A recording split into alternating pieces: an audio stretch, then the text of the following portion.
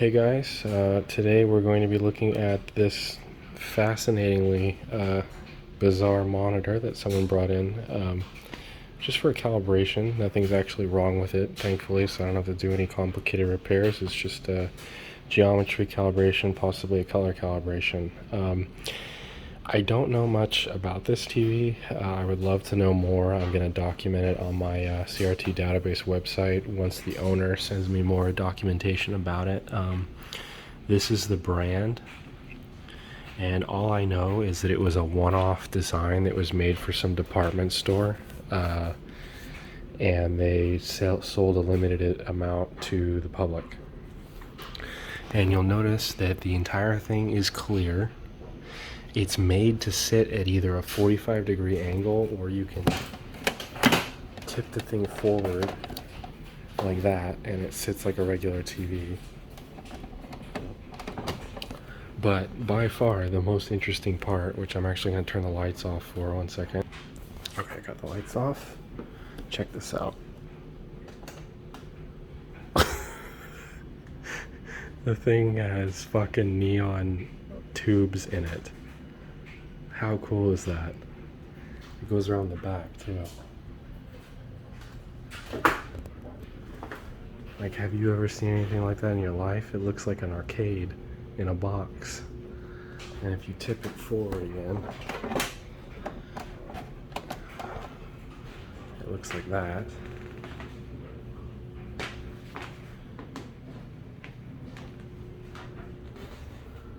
But yeah, how freaking cool is that? You can see inside the whole thing.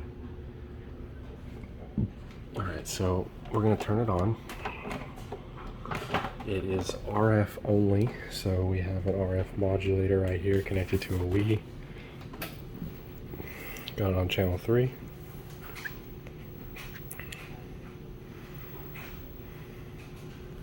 And there is the input from the Wii, and as you can see, it's cut off a lot on the top. Let me switch my camera mode here. There we go. So now we're frame rate locked. But yeah, you can see, let me go ahead and launch 240p test suite here.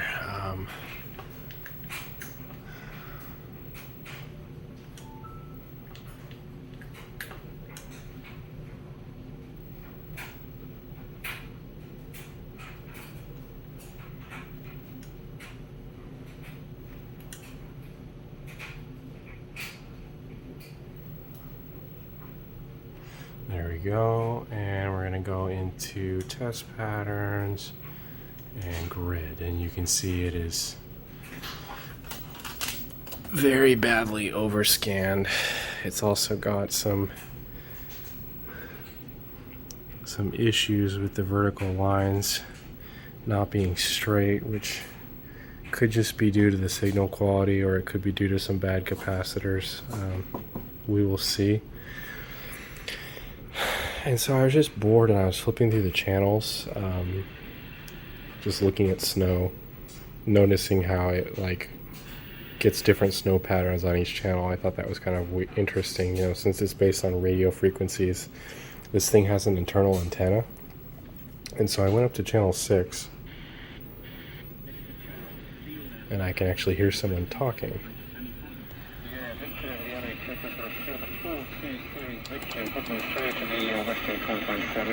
The Mavericks lost at home. Kawhi Leonard scored 45 points as the Clippers have had to win. It sounds like AM radio. 4 points to 97. That ties their first round series at 3-3. It all means a decider. That's in Los Angeles on Sunday. Let's keep going through the channel, see what else we find. Whoa. Oh, that looks like that's something related to my RF modulator, because I could see the grid pattern.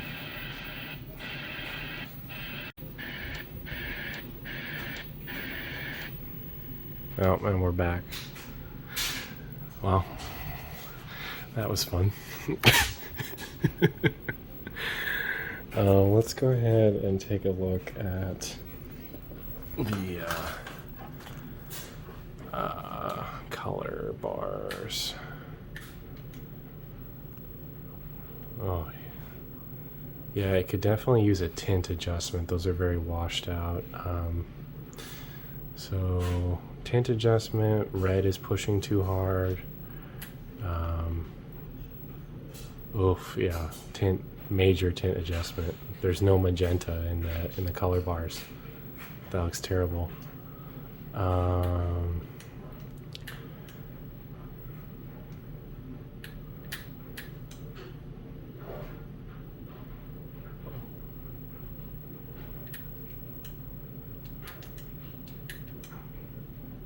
Almost looks like this thing was calibrated for PAL 224p.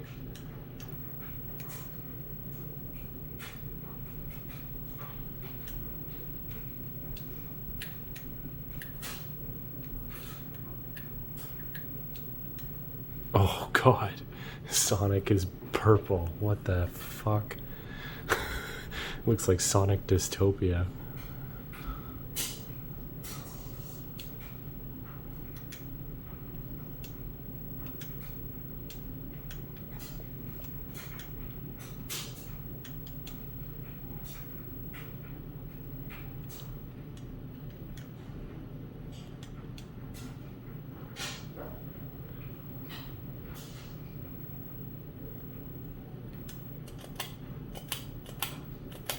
Yeah, the problem is that blue almost looks purple because red is pushing too hard and green is too weak. Okay. Well, I don't have any instructions or documentation on how this thing works at all, so I'm going to take a very close inspection of how this case is put together. I have a feeling that this top shell just comes off like a lid. But yeah, we gotta figure out how to get in this thing. Alright, so I've got it up on its side and trying to follow the seam of the plastic, and it seems to me I need to remove all of these bottom screws. And then there is a seam going from the bottom all the way up the back to the top that has these bolts holding the two sides of this shell together, so those probably need to come apart too. But I thought this was really funny when I was looking at it. Like, this is a dead giveaway that this thing is like a one-off, small batch manufacturer. There's literally a finger width gap in the plastic case in the back that goes right up to high voltage danger area on the neck board, and it's literally, I could touch that with my finger. Like, my finger's long enough to get to the board through this hole. Yeah, so this would never pass any type of safety inspection for like a mass-produced product. It's just really funny. So yeah, I'm gonna take out these screws and see where that gets me. Alright, so after removing all of these bolts from the middle and all these screws from the case, it's finally separated and I can sleeve them out sideways. Alright, I got both halves of the plastic shell completely separated so that I don't have to worry. I was really worried about the TV like teetering and like cracking the plastic while the two housings were hanging, side by side, so I went ahead and just took them off completely. So here is the tube sticker and the chassis number. It's a Matsushita tube. I will look up everything I can about that and see if I can get any further information, but I doubt I will be able to find anything. So now the question is, what adjustments can I find?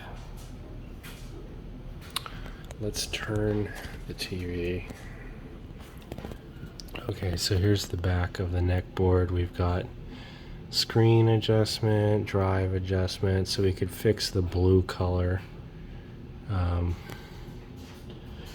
Looks like blue drive is right here. There's a low light adjustment. Don't know what that is. There's another B adjustment here, so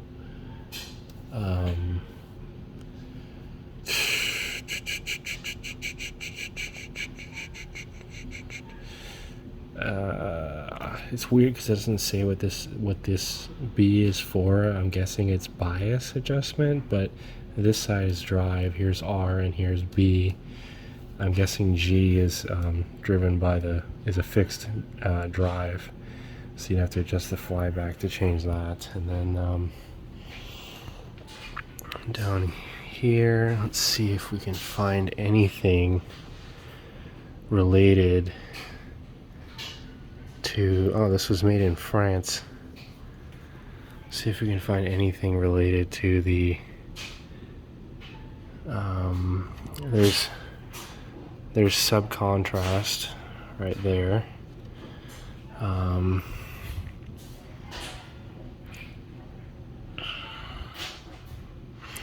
This is probably the jungle chip right here. We should look that up and see what it is. It's AN5318A.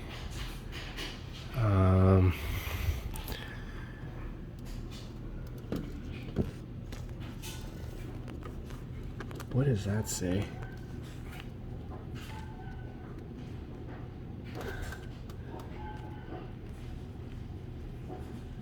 CW adjust. I don't know what that. I've never seen that abbreviation. I don't know what that is supposed to signify.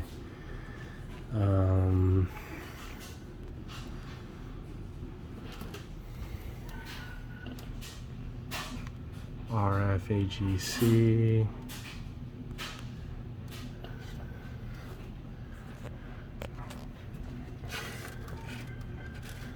What's that one? Subbright. What's that one?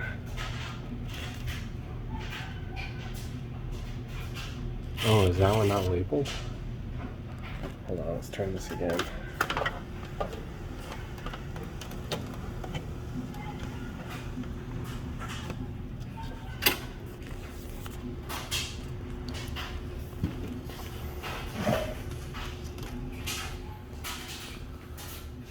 Interesting, it's not labeled. That's not helpful. I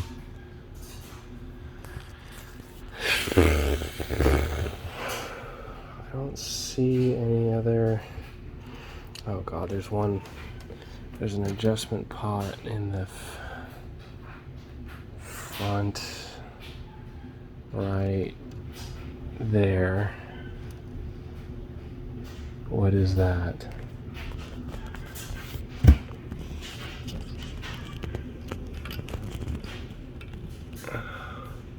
Oh, H hold. That's not helpful.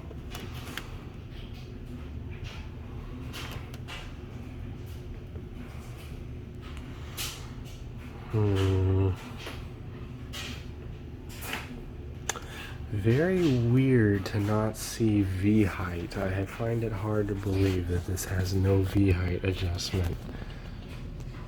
You know, H width sometimes isn't available, but usually V height is.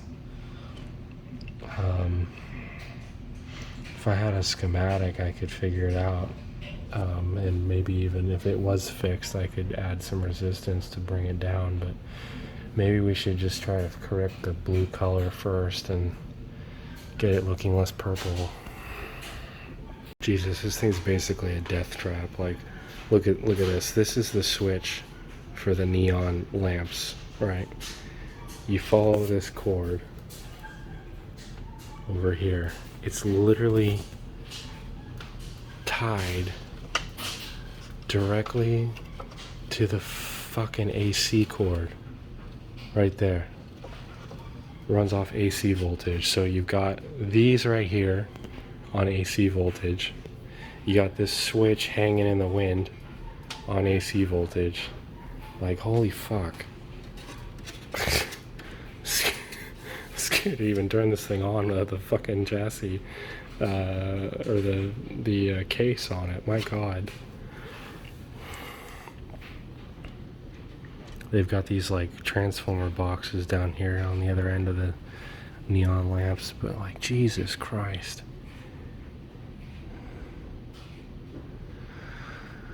Oh boy.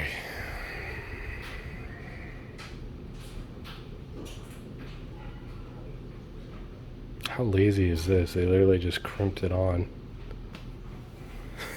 Fucking hell. Okay, let's turn this thing on, I guess.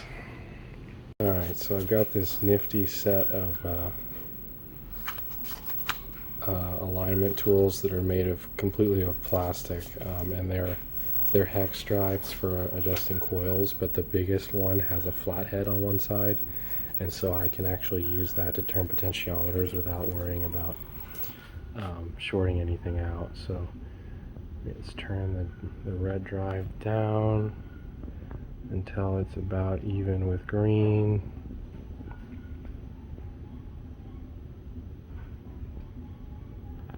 We're not going to worry about how low it is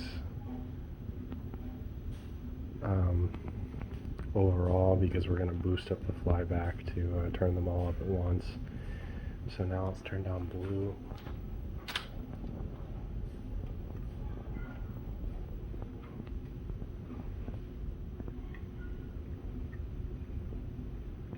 Trying to get my screwdriver to go in the hole, and it's not letting it go in this one. There we go. Sorry if you guys can hear that dog that just won't stop barking outside. I don't know who the fuck owns that dog, but they've probably left it at home alone and it won't shut up. Or it's a stray dog. It could be a stray dog too, I suppose. Alright, that looks about good to me. So now, let's turn up screen voltage.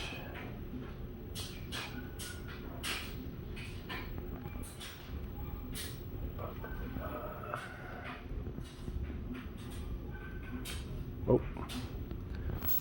there we go. Nice. Wow, that thing is sensitive as fuck. Okay. So the tint is still really bad, but the drive seems more even to me now. Maybe blue could be boosted up. Honestly, it seems like blue has really bad. I mean, green just has really good contrast because green is the highest bandwidth color of the three, and the other two don't look so good, but they're even. So now, this has some controls on the side that we can play with. Put this over here. Alright, so on the side, we've got color, tint, brightness, Panabright, whatever the hell that is, sharpness, AFT, color pilot. Okay. I guess let's start with color. So we're gonna turn the color knob. Okay, so that's giving me like contrast, it seems like. But only on blue and red. That's a little weird. Let's try tint. Ooh. Ooh, now we're getting some better colors.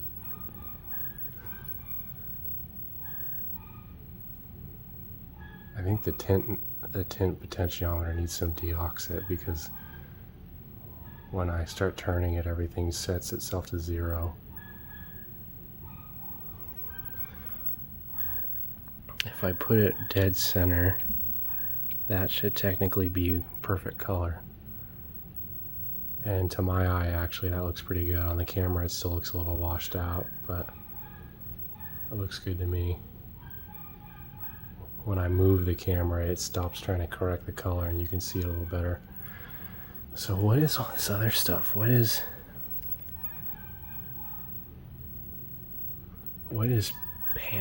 Panabright?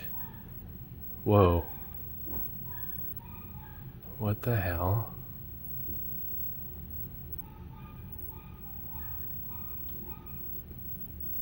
It just seems like a brightness adjustment. I'm confused by that one. Let's just leave it in the middle, I guess.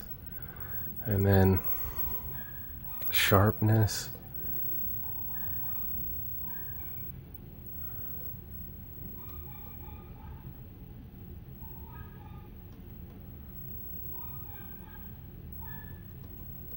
Sharpness usually does more harm than good, honestly. I just usually put it in the middle, forget about it. So let's see what AFT does. Nothing. That's probably just a tuner setting. Let's see what color pilot does. We're going to leave that turned off. I bet that is something to do with skin color correction. That was a pretty common feature on these older TVs for some reason. So now we need to turn the screen back down because we actually had more control over this stuff from the side controls than I actually expected. So let's turn the screen back down to about there. Yep, and then let's boost. I don't know, does red and green really need to go? You can see here's a perfect example of the color bandwidth difference. See, green's nice and sharp because it has luma, and blue and red are both bleeding like crazy. So, okay, let's go back to the sonic test and see how that looks now. Whoa. Everything looks green. What the fuck? Okay, well, we have magenta on the color bars test, so that's an improvement. But everything looks green. Green drive is just too high.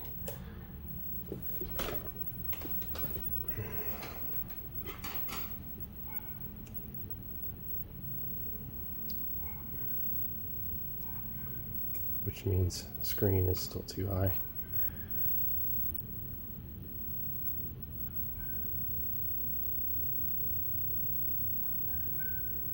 Huh.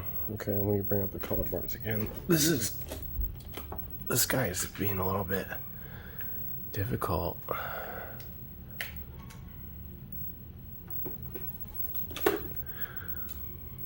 So if green is overpowering everything, then we need to boost up red and blue.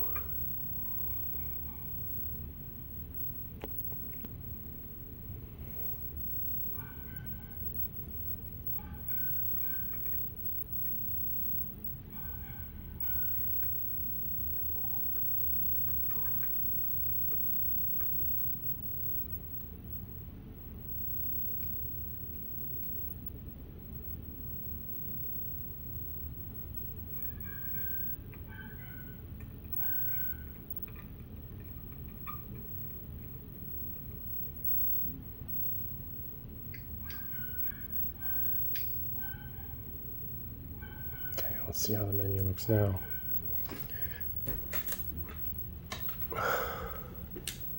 Still green. What is with this thing?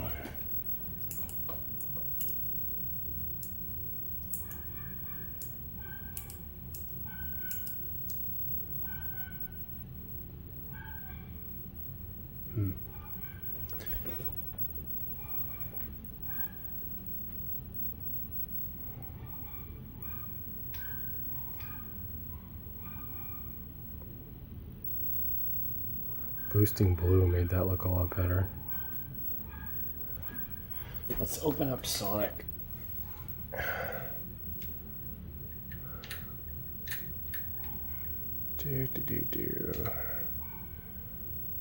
Alright, so let's turn up red and see if that makes it look better or worse.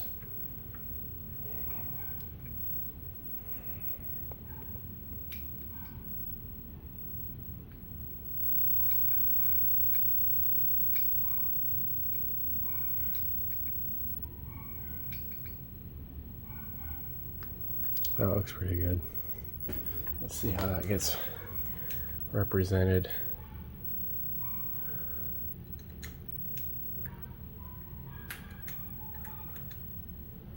Yeah, so I actually have to boost red and blue over green. That's interesting, because that actually looks the most accurate to my eye.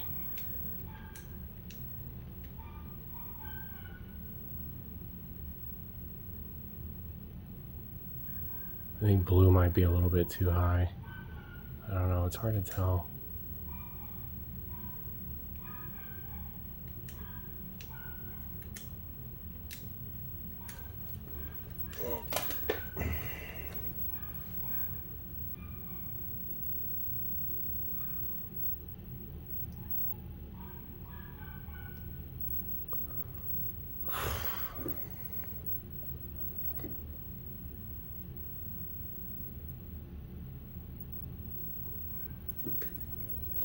Ugh. God damn, this thing is just...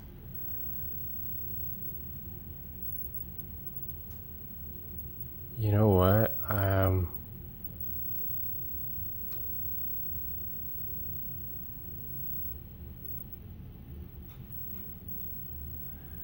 Every time I mess with the potentiometers on this side, this gets all kinds of wacky, so I think I need to fix those before I even try to adjust this anymore.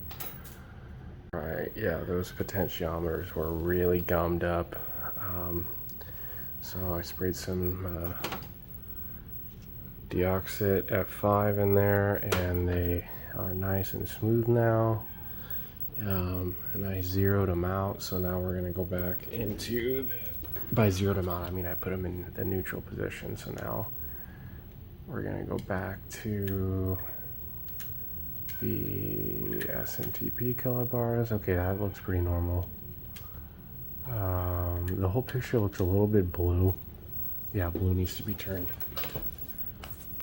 down. But yeah, I pretty much wasted that time adjusting this thing because the potentiometers were so fucked up that they were just intermittently not even introducing any resistance. So that was why I was having going back and forth and having to redo adjustments over and over again, is because I was losing connection basically on those adjustments. So let's... Oh yeah, that's looking better.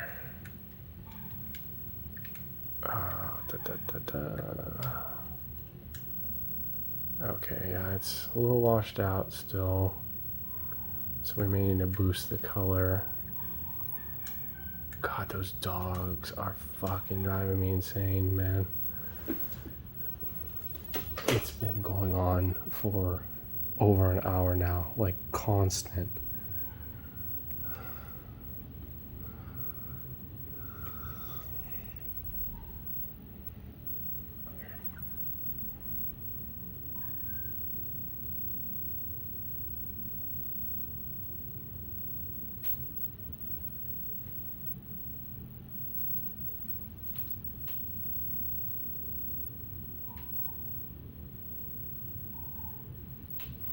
Okay, I think that that's probably as good as it's gonna get, because after all, this is RF.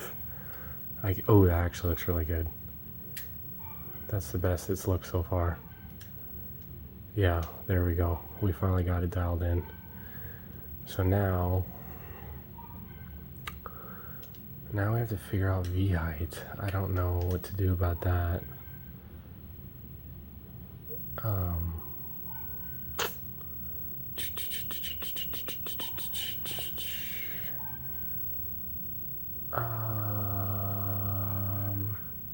Yeah, V height, and then I want to look up that jungle chip. Let's look up the jungle chip first, actually.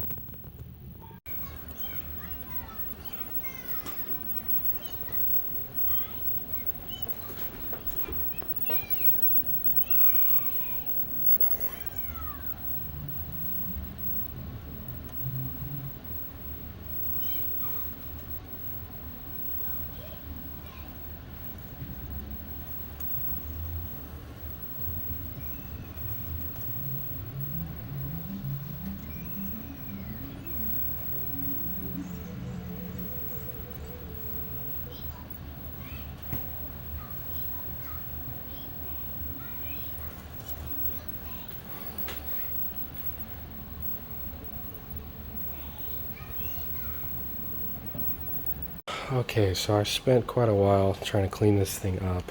I cleaned the clear case with some Windex, and it looks quite a bit better.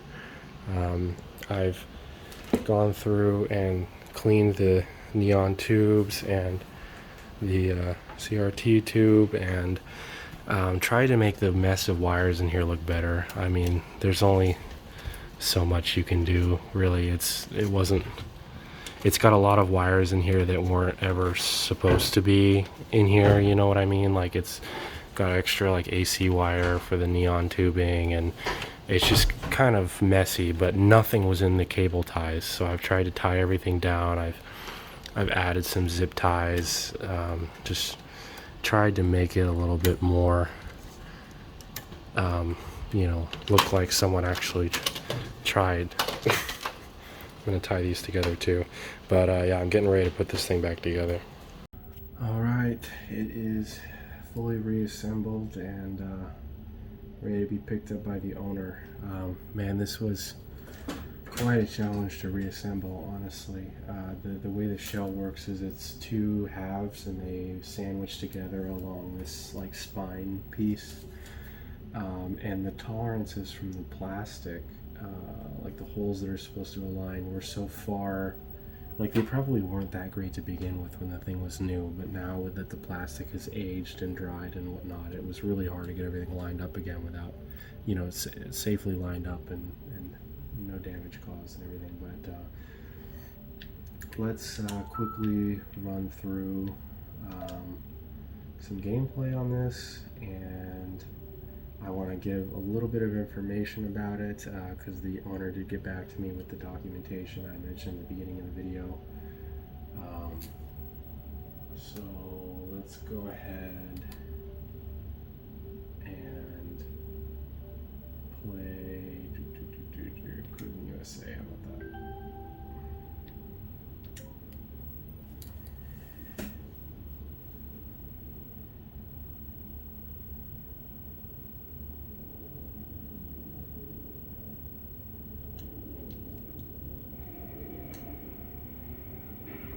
Normally I like to make these videos at night, just because the exposure on the camera is better, so I apologize if the lighting or the video quality isn't quite as good as normal as far as recording the CRT and everything.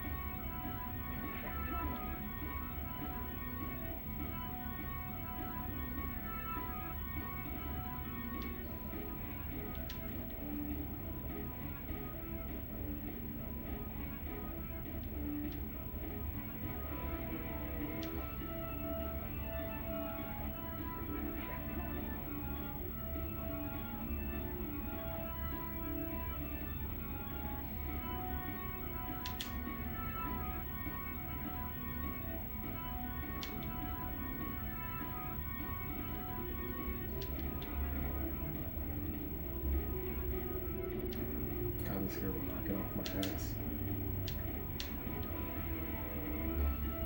I think he hit it in the car because he's not on the Maybach anymore.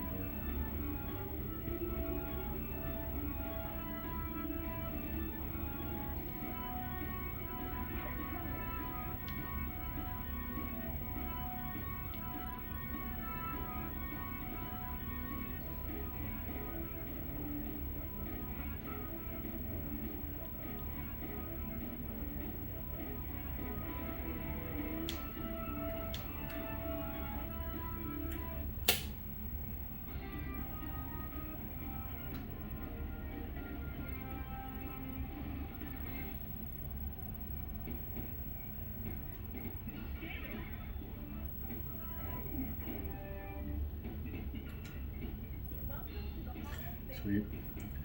Alright, so let's go over a little bit of information about this TV.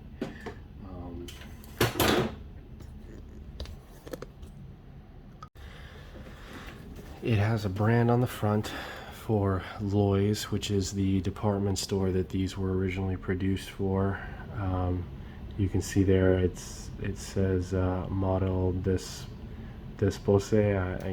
That's not even a French accent. I don't know how to speak French, but what it really is a Panasonic CTG-1362R, which is a RF only TV from 1985, and the guy that made this shell basically took that TV, and then in 1987-88 he transplanted that TV into this custom shell that he made, and so he custom made it to fit the CRT and put the board at this angle, and it's pretty crudely made. I mean, there's literally, I don't know if you can see it on the video, but he made a cut right here to make this spine piece go over the neck board because it would run straight into the neck board of the CRT. And then on the back of the TV, I'll throw a picture up for the maximum quality, but there is an etched autograph and serial number for this. It's number 12 out of, I think, 40 or less that were ever made. I don't have any information about the tube. I don't know how many TVL it is, but I mean, it's just your average consumer set from the mid 80s. If you look, this is the sorry, the camera's a little overexposed. Jeez, that's the TV that it originally was, but I can't get, there we go. So you can see there, it's got the two, it's got the cluster of controls down there. That's the exact same cluster of controls here with the little screen next to it, and I don't know if the controls are behind that door normally or what, but this guy mounted the controls to the side here.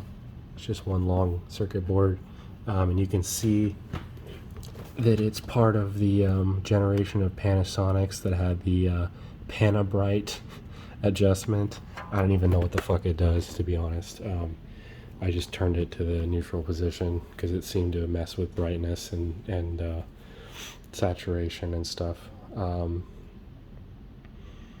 then here's a close-up of the neon tubes. You can see the light going into the gas right here. Pretty cool. And the tube down here is a separate run from the tube. So you can see those end right there. But yeah, I don't think there's really any much more to say about this set. I did try to research the chroma chip that it uses. It's a Panasonic.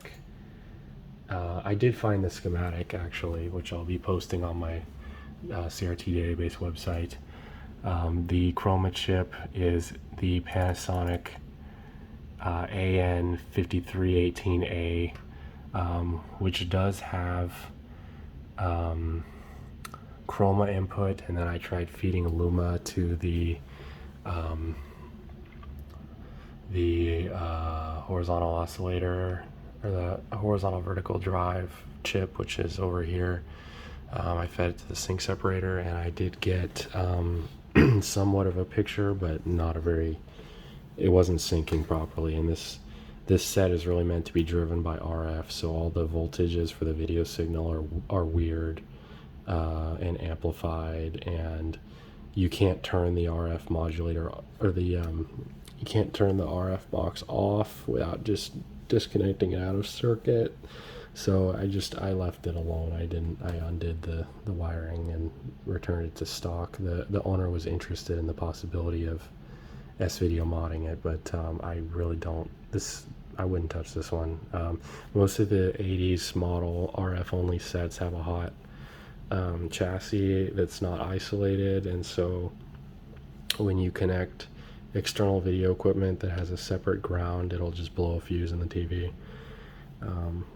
But yeah, that's it for this one. Probably one of the more interesting CRTs that'll ever come through my shop, to be honest. I don't know what could top a TV with a custom molded shell from the 80s that has built-in neon tubes, but you know, we'll see. See you guys next time.